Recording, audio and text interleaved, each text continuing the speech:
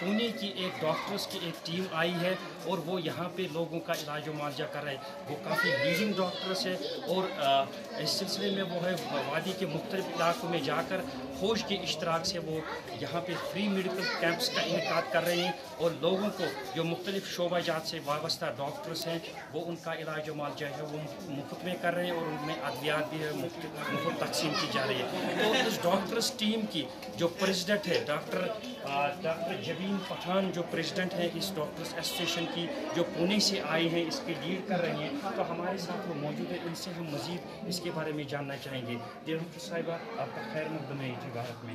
आप ये बताइए जो अभियान चला रही हैं आप, जो लोगों का इलाज कर रहे हैं फार फ्लड एरिया में जाके, तो इसके बारे में थोड़ी सी तफसीलात आप बताइए। मैं डॉक्टर जबीन पठान, यहाँ हम 8 तारीख को इधर आ गए। बड़ी मुश्किल से यहाँ हमारा आना हुआ। गो फर्स्ट के फ़्लाइट्स कैंसिल हुए और हम ट्रेन से 48 आवर्स कंटिन्यूस सफ़र करके हम यहाँ आ चुके हैं। और हमें कैंप यहाँ जो अरेंज किया है बॉर्डरलेस फाउंडेशन में, तो उसके लिए हमको ये कैंप करना ही था।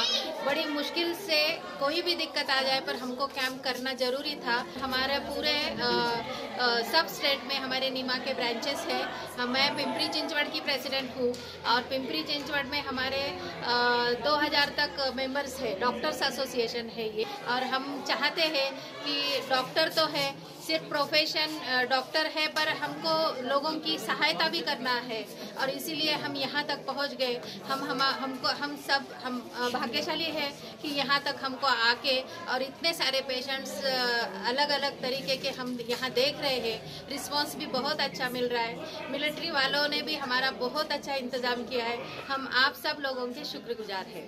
तो जो ये टीम है जो यहाँ पे लोगों की जो तिबी जांच कर रही है, इसमें कौन कौन से शोबे से वाबस्ता डॉक्टर्स हैं, कौन कौन से डिपार्टमेंट से वाबस्ता डॉक्टर्स? मैं खुद गायनेक प्रैक्टिस करती हूँ और गायनेक लेडीज़ पेशेंट्स यहाँ के देख रही हूँ और बहुत अच्छा रिस्पांस है। लेडीज़ पेशेंट हमारे साथ बात करने में बिल्कुल हिचकिचाहट नहीं रख रही है। वो हर बात अपनी परेशानी हमें बता रही है और हम उनको इलाज कर रहे हैं। हमारे साथ और भी orthopaedic, paediatric department, general medicine, skin department, ये सब टाइप के डॉक्टर्स साथ में हैं और सब हम देख रहे हैं।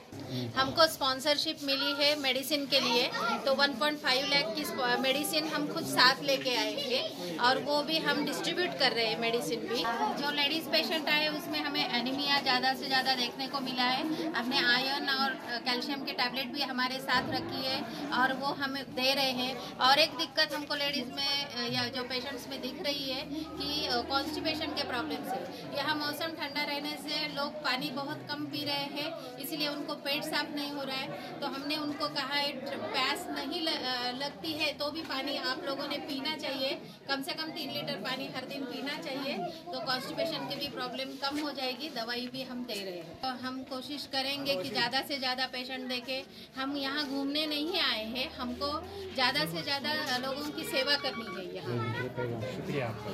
हमें बहुत अच्छा लग रहा है। यहाँ पर मैं पीडियाट्रिक पेशेंट देख रही हूँ और जैसे मैंने पेशेंट देखे हैं, मीन्स 9 महीने के बच्चे से 10-11 साल के बच्चे तक यहाँ पे मैंने देखे हैं। मगर मुझे एक ही यहाँ पे नोटिस हो रही है कि आयरन की डेफिशिएंसी है, विटामिन डी की डेफिशिएंसी बहुत ज़्यादा है और उसकी वजह से जो बार बार बीमार गिर रहे हैं बच्चे। तो जब पेट में बच्चा होता है तो मुझे ऐसा लगता है जो प्रेग्नेंट लेडी है उन्होंने उनका खुराक बराबर से लेना बहुत ज़रूरी है। विटामिन जो है, आयरन है, विटामिन डी है, ये भी बराबर से लेना बहुत ज़रूरी है ताकि वो तंदुरुस्त बच्चे पैदा होंगे। और जैसे कि यहाँ पे ठंड बहुत ज़्यादा होती है, सब लोग कवर करके रहते हैं। सो सूर्य, इस सन का जो एक्सपोजर उनके स्किन को होना चाहिए तो वो नहीं होता है।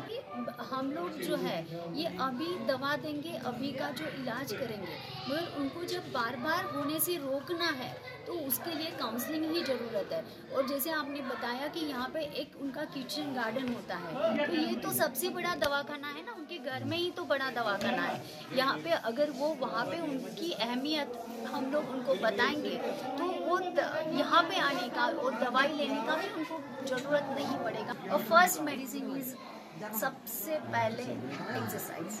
अगर आप फिटनेस पे ध्यान देते हो तो कैल्शियम मेटाबॉलिज्म अपने आप बढ़ता है। योग और प्राणायाम को फॉलो करो और अपनी सेहत का सच में ध्यान रखो।